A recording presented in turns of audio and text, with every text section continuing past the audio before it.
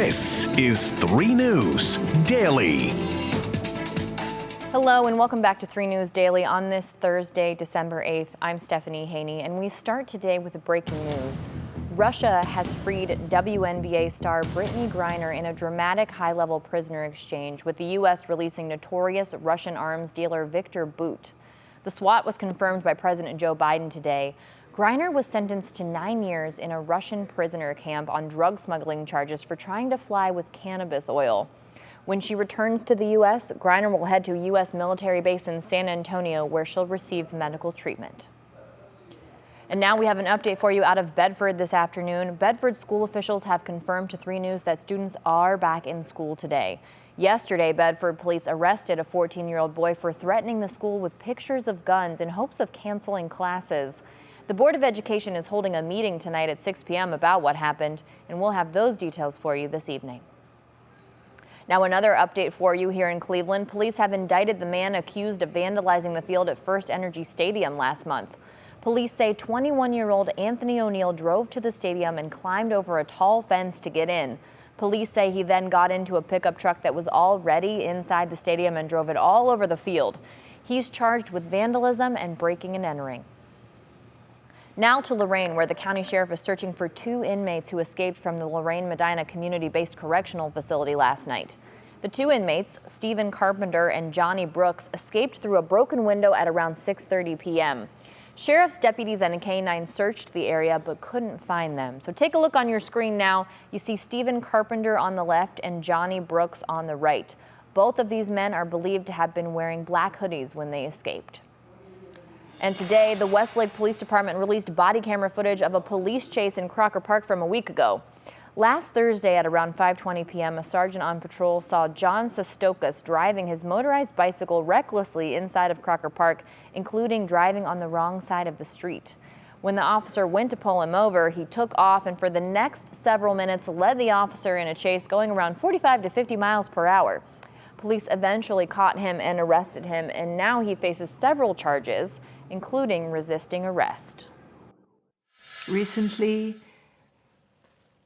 have been diagnosed with a very rare neurological disorder called stiff person syndrome, which affects something like 1 in a million people. While we're still learning about this rare condition, we now know this is what's been causing all of the spasms that I've been having. Sadly, Celine Dion announced early this morning she has been diagnosed with what you heard her say, a rare neurological disease known as stiff person's disease. The 54-year-old singer says it's responsible for the severe spasms that have impacted every part of her daily life.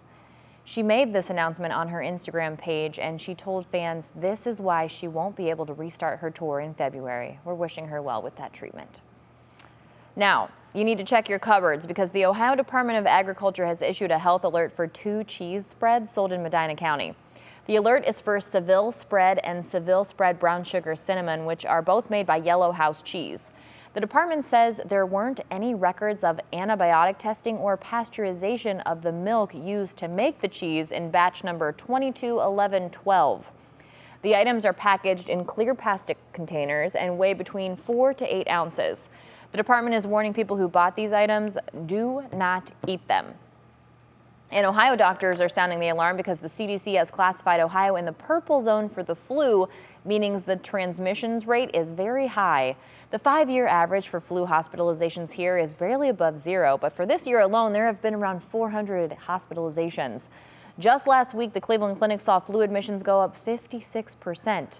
Now, it might be time to bring back those peak pandemic precautions because health professionals say masking and social distancing are especially effective against the flu. Now let's turn to some big news for downtown Cleveland landmarks. The Galleria and Erie View Tower are getting complete makeovers, and a tax credit program will help that happen. This program includes 14 rehab projects around the state. The Cleveland sites will be transformed into 227 apartments, more than 200 hotel rooms, and 300,000 square feet of office space. It's expected to create around 2,000 full-time jobs. And some of the other projects getting the tax credit in our area include the Circle Square project in University Circle and the Pro Football Hall of Fame Village down in Canton. But here in Cleveland, Mayor Justin Bibb made good on his promise. After winning Cleveland School's first ever state championship, the Glenville High School football team was celebrated in a big way with a parade and victory rally for the Tarblooders. The team traveled in a motorcade, leaving Glenville High shortly after 10 a.m. along its route from St. Clair Avenue to Ontario Street to Lakeside Avenue.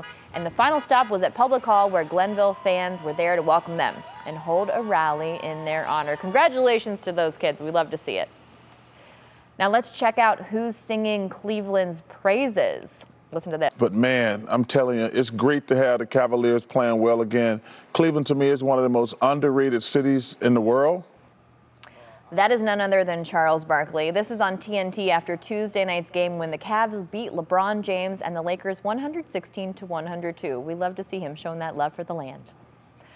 Now, the current owner of the A Christmas Story house has big ideas for whoever takes it over. Brian Jones told Variety that he wants to see a BB gun range and a Chinese restaurant added. That's just to name a couple of the things he wants in a completely immersive experience. So that brings us to our question of the day.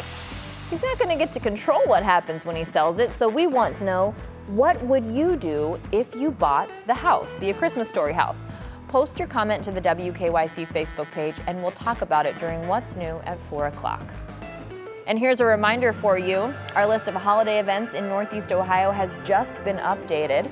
You can head on over to WKYC.com to find out what's going on in your neighborhood as we inch closer and closer to Christmas. Just a couple of the things going on. You know, of course, we have the Winterland festivities happening in downtown Cleveland.